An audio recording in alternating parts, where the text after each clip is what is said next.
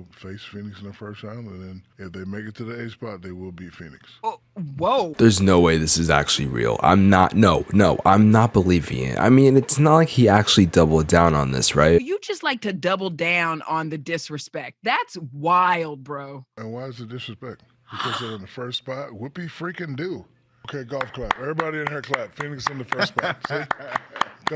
Congratulations, they have the first spot. Whoopie freaking do. Oh my god, he actually believes it. I can't do this anymore. Bro, I can't do this anymore. These motherfuckers are actually gonna pay for my house. Oh my god. If you couldn't tell in the intro, Shaquille O'Neal just said something that I didn't even think was real. I legitimately had to check my sources. Even though I saw Suns Geek talk about this, I said there's no way this is real. I mean, with deepfake technology, AI, and Ballsack Sports being a thing, this can't be real. There's no person in the universe that legitimately believes this that has a little bit of basketball IQ. In today's video, we're gonna be talking about Shaquille O'Neal and what he just said about the Phoenix Suns and the Lakers and why this is completely not true at all. What Shaq said is honestly ridiculous to me, and I have so much to say about it. Now, before I do start, let me clarify something real quick. Look, as a basketball fan, I have all respect in the world for Shaquille O'Neal. He's one of the most dominant big men in the NBA, and he's revolutionized the big man. However, as an analyst, and I feel like a lot of former players do that, he's a fucking idiot. I can think of honestly maybe 1 to 2 former players that are analysts that are actually good at what they do. Now, of course, before I do get into the content, if you guys could leave a like on this video and subscribe to the channel if you're new and notifications on. I'm trying to hit 100,000 subscribers on this channel by the end of the year. Also, I'm going to be streaming live on Twitch, twitch.tv/Spex tonight around 5 o'clock Mountain Standard Time. I do stream every Monday, Wednesday, Friday. However, the reason why I didn't stream yesterday was because I was moving my setup and I had to install a bunch of things. But just to make up for it, I got a banger ass video for you guys today. Also, if you guys want another way to interact with me, you guys can follow my Twitter. I talk basketball on there a lot, mostly Phoenix Suns basketball, and it's also a good way for you guys to keep up with me, and it's a way I can interact with you. And with all that being said, run that intro.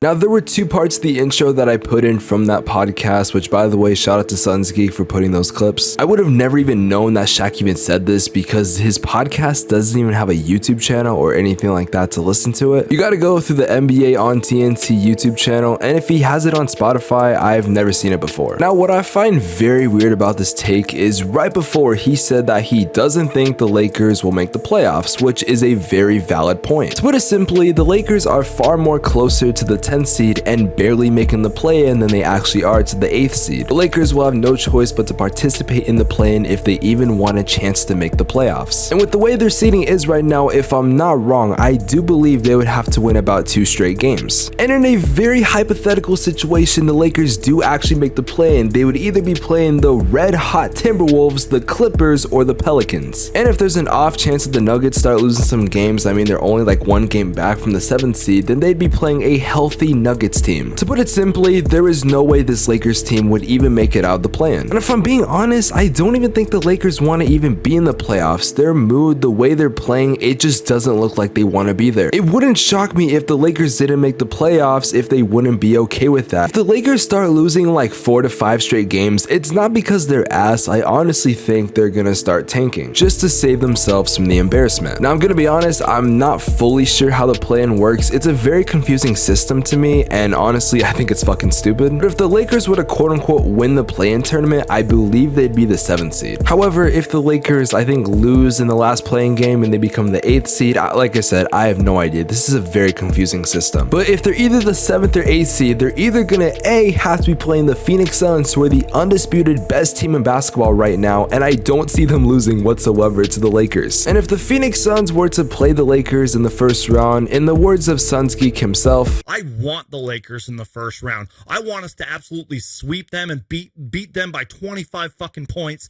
each and every single game. Bring on the Lakers in the first round. Like he said, bring on the fucking Lakers. And on the off chance they somehow do get the 7th seed, they're going to have to play the Memphis Grizzlies, who are one of the best teams in basketball right now and would fucking slap them. Now, it was the second part of this clip that honestly pissed me off a lot more than I even was before, but he essentially said, okay, cool, they made the 1st seed, whatever, woohoo, and was mocking them, saying it's not that big of a deal. First of all, it's not like last year where the 1 seed was decided by 1 game. The gap between the first seed and the second seed is the farthest I've seen it in a while. In fact, the lead between the first seed and second seed hasn't been this far in the last 10 years. It was so long ago when that happened, Google wouldn't even let me go that far back. And yes, I did not forget when the Warriors went 73-9. However, though, the Spurs had only lost 15 games that season. So even a team that has the greatest regular season record in NBA history, the gap wasn't even that close. There's no way you can fluke a 59-14 record and having this big of a gap this late in the season while currently on a 6-game win streak. Oh, and you don't have your starting point guard and you don't have your best player off the bench. And your team's been dealing with injuries all year long, but of course the media doesn't want to talk about it because they didn't think it was that big of a deal. Even though Phoenix's starting 5 and some of their top players on the bench have missed more than 10 games this year. But might I digress. The reason why we're giving Phoenix their flowers is because they have proven to be the best team in basketball this year, and it's not even close. This last week has honestly made me more comfortable as a Suns fan than I've ever been in my life. There are probably 2 teams in the NBA that would actually make me a little terrified if we had to play them in the playoffs. However, that would come in the NBA Finals. And even then, I'm still confident in Phoenix winning those series. I just think it would be close. So for Shaq to say like, oh, woohoo, the first seed, what's the big deal? While being the first seed is definitely nice, I'm not gonna lie, there have been so many teams in the NBA history that are the first seed that are not actually as good as they're represented. Utah was a good team last year, don't get me wrong, but I didn't think there was a way they'd make the NBA Finals. In fact, over the past couple years, it's kind of seemed like the 1 seed doesn't really mean shit. It's not like the NFL where you're gonna get a first round bye and you have more time to prepare for the playoffs. You're just playing a team that barely made the playoffs, and to some people, they would assume it's gonna be an easy series. And don't get me wrong, Utah's a good team. I'm not taking that away from them, but I just didn't think there was a way they'd make the finals. I really thought teams like the Suns, the Clippers, maybe even the Nuggets were just a better team. So no, you fucking idiot, the reason why we're talking about Phoenix so much and why we think they're so good isn't because they're the 1 seed. Obviously, it has something to do with it. However, we're talking about them because they've been such a talented team, even with the injuries and all the other things they've been through. I'm still shocked how you can go from saying a team's not going to make the play-in or the playoffs whatsoever, and you're like, oh wait, but if they do, they're gonna beat Phoenix. And it wasn't a, oh, you know, if they make it, they have a chance, maybe LeBron will be hot at the time. No, he straight up just said they're gonna beat Phoenix and then started to mock the Suns. If this doesn't prove my point that people in the NBA media love to rip on the Phoenix Suns for I don't know what fucking reason, this is the most prime example I can give you right now. I have no idea what Phoenix needs to do at this point for them to prove that they've played like the best team in basketball. This isn't a fraudulent team that has somehow managed to get nearly 60 wins. Mind you, the season isn't even over yet. I know I've said before that Phoenix is starting to get some respect, but it's not like it's a big amount. We just appreciate good basketball. I feel like we don't do that well enough. We look at these teams, we look at these players, and we just wait for the one moment they fuck up. In fact, let's look at the game that just happened last night, Suns vs Timberwolves. In that game, the Phoenix Suns before halftime were down by a lot of points, and it looked like there was a chance the Suns could lose. The amount of tweets I saw on Twitter of people saying, oh, I told you this team was fraudulent, the Timberwolves are really humbling this team. The Suns would then go on to win that game, and if you need a visual representation of how the game went, here's an example of that. Turn him over again.